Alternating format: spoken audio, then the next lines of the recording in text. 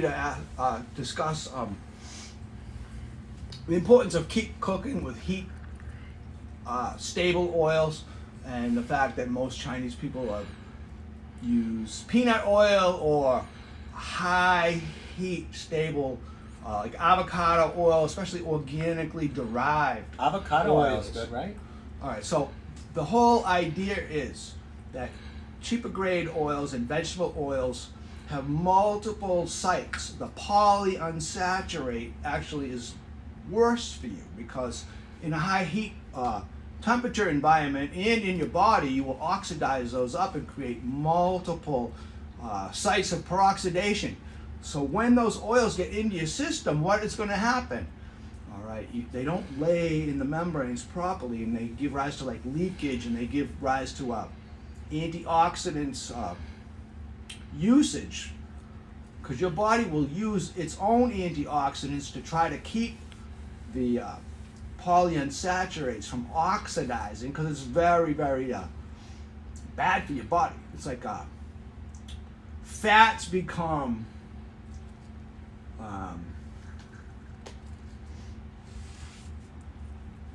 what's the word they call it? Rancid. Yeah. Fats become rancid under the presence of oxidation. It's very, very bad for you.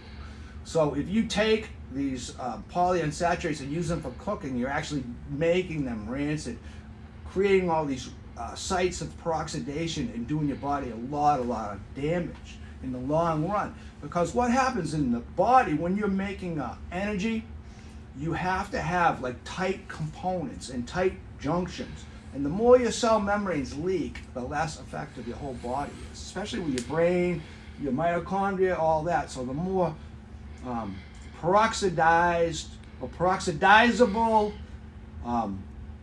oils that you use, the long-term, it's just bad for you in the long run. So nowadays, like all that stuff they told you back in the day about the polyunsaturated and healthy corn oils was not correct.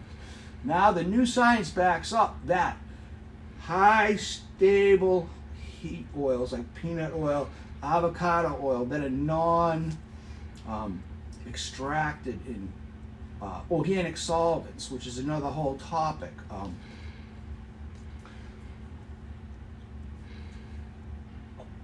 Dr. Wu was discussing earlier about soybean oil being extracted using hexanes and other volatile organic compounds in gasoline, that sort of thing. So what happens is when you extract a lot of these like cheaper oils, they use organic solvents that become trapped in that soybean oil. So like as an example, you could have decaffeinated coffee. They use dichloromethane to extract the caffeine out. So no matter what, you still have a little dichloromethane in the decaf coffee. The same thing with these cheaper oils that they're extracting using organic-based solvents. So you have some co-contamination along for the ride, you know. So then they add the BHT and all the antioxidants and kind of crap to keep that from happening and for the oils not to go rancid and under normal shelf lives. But you don't want that rancidity to happen in your body because your membranes leak. The whole process of membrane fluidity is fatty acids have to just lie nice, you know, and all of a sudden you get these crooked molecules that won't like lay right. So you get like leaky membranes. So it takes more energy to run your whole system. And over the course of time, you become more and more degraded.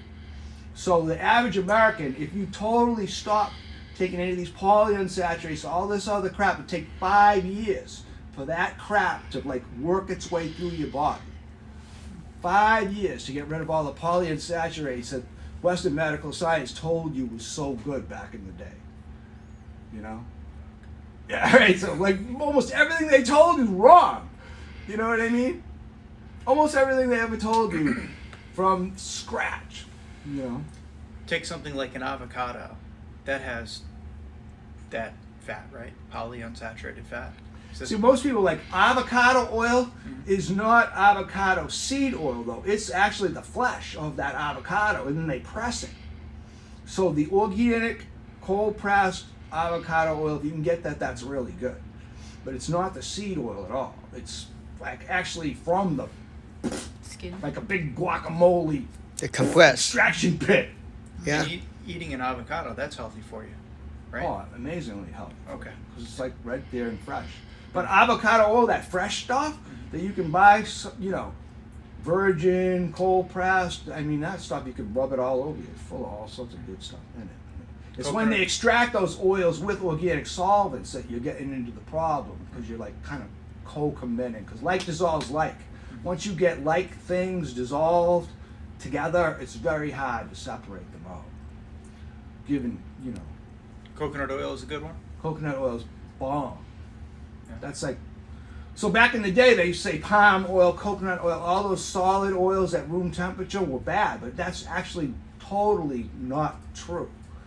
It's the opposite. What are some good oils for people to use?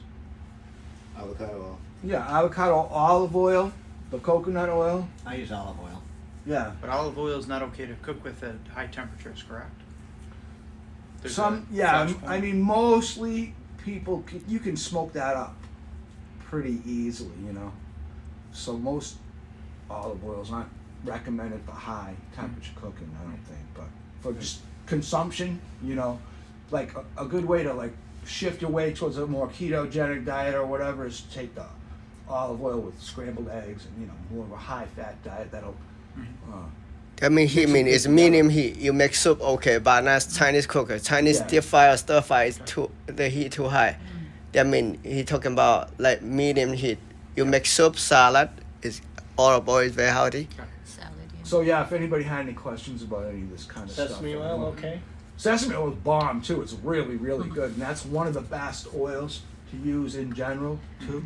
Because if you examine the profile on sesame oil, there are some omega 6s and stuff, but mostly omega 3s. You know, and the omega 3 metabolism shifts to more antioxidant, Just a little bit. anti-inflammatory pathways. As you